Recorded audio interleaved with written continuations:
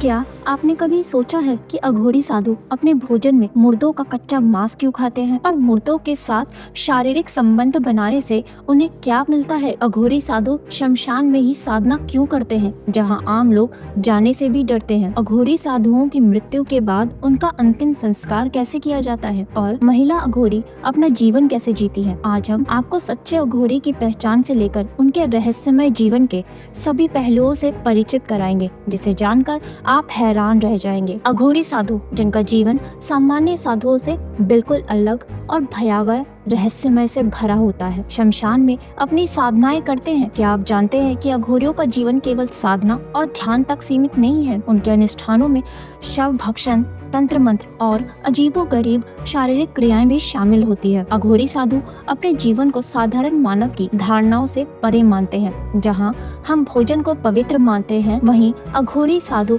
शवों का मांस खाते हैं और मानव खोपड़ी, जिसे वे कपाल कहते हैं, इसमें भोजन करते हैं। ये उनके लिए कोई घृणास्पद कार्य नहीं है, बल्कि ये शिव के कपालधारी रूप का अनुसरण है। वे मानते हैं कि शिव का हर रूप पवित्र है। वे अपने शरीर पर शमशान की राख इसलिए लगाते हैं क्योंकि इसे भगवान शिव का प्रतीक माना जाता है। इसके पीछे एक वैज्ञानिक पहलू भी है। राख में कैल्शियम, फास्फोरस और अन्य खनिज होते हैं जो त्वचा की बीमारियों से शरीर की रक्षा कर सकते हैं। अघोरी साधु भगवान शिव को अपने मुख्य गुरु और आराध्य मानते हैं। वे शिव के अघोर रूप की उपासना करते हैं, जो जीवन और मृत्यु के पार स्थित पूर्णता और मोक्ष का प्रतीक है। अघोरी मानते हैं कि शिव अघोर के प्रतिरूप है, जो सभी भेदभाव, भय और सांसारिक मोह माया से परे है। उनके लिए शिव हर स्थिति, हर वस्तु और हर अनुभव में विद्यमान है, चाहे वे कितना ही अपवित्र या वर्जित क्यों न माना जाए। भगवान शिव को संपूर्ण ब्रह्मांड का तो माना जाता है। अघोरी साधु उनकी उपासना करके संसार के हर पहलू,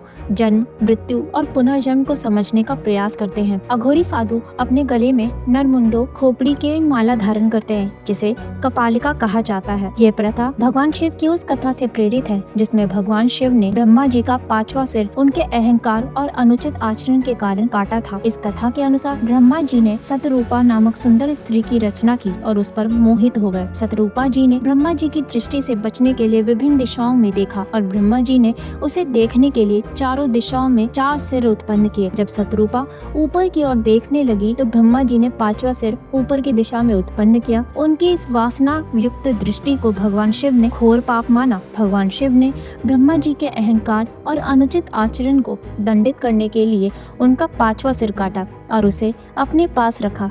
अघोरी साधु शिव के अनुयायी होते हैं और इस परंपरा का पालन करते हैं। वे नरमुंडों का उपयोग अपने भोजन पात्र के रूप में भी करते हैं, जो उनके लिए पवित्र माना जाता है। इसके अतिरिक्त अघोरी साधु अपने शरीर पर शमशान की राख मलते हैं और काले वस्त्र धारण करते हैं। उनकी वेशभूषा में हाथ में चिमटा, कमंडल, कान में कुंडल, कमर में कमरबंद और गले में काली ऊन का जनेऊ सिले शामिल होता है। वे अपने गले में एक सींग की नादी भी रखते हैं, जिसे सिंगी शैली कहा जाता है। अघोरी साधु शमशान में साधना करते हैं और शव साधना, शिव साधना और शमशान साधना जैसी तांत्रिक क्रियाओं में लिप्त रहते हैं। उनका मानना है कि इस प्रकार की साधनाएं उन्हें मोक्ष की ओर ले जाती हैं और अलौकिक शक्तियों की प्राप्ति में सहायक होती है। अघोरी साधुओं का सबसे विवादास्पद पहलू है उनका यौन संबंधों को लेकर दृष्टिकोण। अघोरी साधु किसी भी प्रकार की घृणा या भेदभाव को त्याग कर सभी अनुभवों को समान दृष्टि से देखते हैं। उनके लिए शमशान में शवों के साथ शारीरिक संबंध बनाना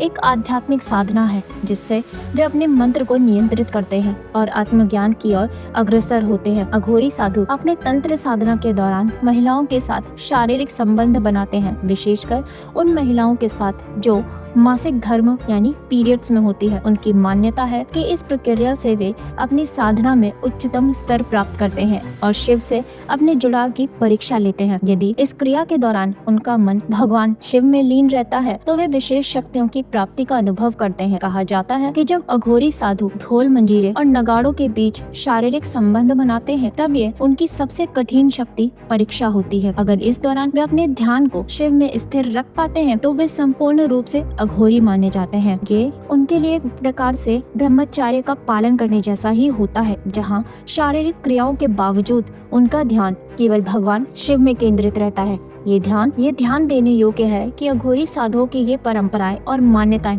मुख्य धारा की सामाजिक और धार्मिक मान्यताओं से भिन्न होती है और इनका पालन केवल अघोरी पंथ के अनुयायियों द्वारा ही किया जाता है। अघोरी साधु जो मांस और मदिरा का भोग लगाते हैं स्वयं को शिव के पुजारी कहते हैं। श्वेता स्वत उपनिषद में भगवान शिव को अघोरनाथ कहा गया है और अघोरी बाबा इसी रूप की उपासना करते हैं। बाबा भैरवनाथ भी उनके आराध्य माने जाते हैं। अघोरी साधु उन चीजों का उपयोग करते हैं जिन्हें समाज अपवित्र या वर्जित मानता है। उनके लिए मल, मूत्र, शव और अपशिष्ट सामग्री भी साधना के हिस्से है। उनका मानना है कि शिव हर चीज में विद्यमान है, चाहे वे कितनी भी घृणित क्यों न हो। ये अभ्यास उन्हें घृणा और सामाजिक धारणाओं से ऊपर उठने में मदद करता है। एक सामान्य व्यक्ति अघोरी कैसे बनता है?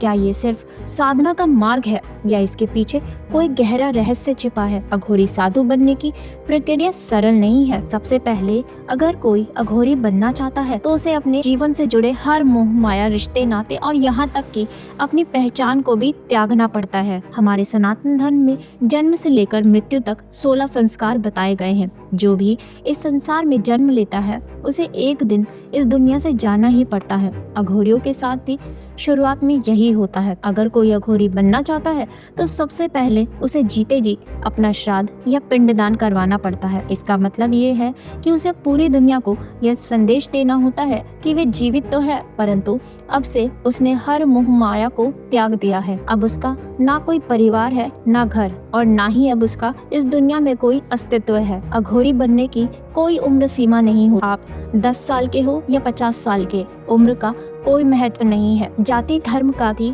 कोई बंधन नहीं है। पुरुष या महिला कोई भी अघोरी बन सकता है। अघोरियों के बारे में कहा जाता है कि वे बाहर से कठोर दिख सकते हैं, लेकिन भीतर उनके जन कल्याण की भावना छुपी होती है। यदि किसी पर उनकी कृपा हो जाए तो वे अपनी सिद्धियों का फल देने में भी पीछे नहीं हटते। यदि वे किसी को पसंद कर ले तो अपनी तंत्र विद्या सिखाने को भी तैयार हो जाते हैं। अघोरी हर चीज को ईश्वर के अंश के रूप में देखते हैं। वे ना तो किसी से नफरत करते हैं और ना ही किसी चीज को अस्वीकार करते हैं। इसी कारण वे मांस और अन्य चीजों में कोई भेदभाव नहीं करते। जानवरों की बलि उनकी पूजा पद्धति का एक महत्वपूर्ण हिस्सा है। अघोरी गांजा पीते हैं, लेकिन नशे में भी वे पूरी तरह से होश में रहते हैं। उनका जीवन हर किसी के कल्याण के लिए प्रार्थना करने में समर्पित होता है। अघोरी साधु अपनी साधना और तंत्र मंत्र के माध्यम से अलौकिक शक्तियाँ प्राप्त करते हैं, जिन्हें सिद्धियाँ कहा जाता है। इनमें प्रमुख 6 शक्तियाँ हैं। पहली, इच्छित अवध शक्ति, दूसरों की इच्छाएं पूर्ण करने की क्षमता। दूसरी, याद शक्ति, अपनी इच्छाओं को पूरा करने की शक्ति। श्रवण शक्ति, अदृश्य ध्वनियों को सुनने की क्षमता। चौथी शक्ति, बिना थके साधना में लीन रहने की शक्ति। पांचवा, प्रवेश अवधि शक्ति, भूत, वर्तमान और भविष्य देखने की क्षमता। छठी, स्वाम्य शक्ति, मन, शरीर और इंद्रियों पर पूर्ण नियंत्रण। अघोरी की मौत के बाद उनका अंतिम संस्कार नहीं किया जाता। उनके शव को गंगा जी में प्रवाहित कर दिया जाता है। इसके पीछे एक प्राचीन और रहस्यमय विश्वास छिपा है। अघोरी अपनी पूरी जिंदगी तंत्र साधना और मोक्ष की तलाश में बिताते हैं। माना जाता है उनका शरीर इतना पवित्र होता है कि उसे जलाने के बजाय गंगा के जल में विलीन करना ही उचित होता है। अघोरी अपनी मौत को भी एक उत्सव की तरह मानते हैं और विश्वास करते हैं कि गंगा उन्हें मोक्ष प्रदान करती है।